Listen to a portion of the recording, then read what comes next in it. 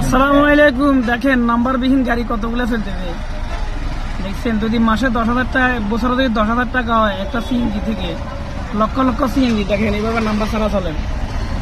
তাও আবার কি মেন ফেনী শহরে এভাবে, শুধু ফেনী শহর না প্রত্যেকটা শহরে এভাবে চালান নাম্বারবিহীন গাড়ি।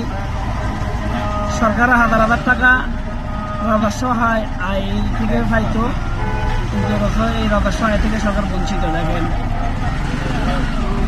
দেখেন শত শত হাজার হাজার সিএনজি রাস্তা বেরিয়ে।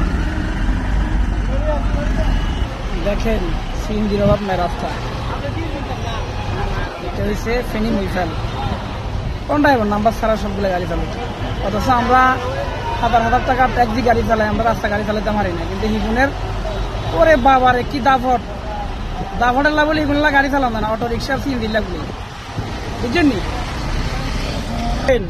শুধু অটো রিক্সা সিএনজি, আর অন্য কোনো গাড়ি নেই।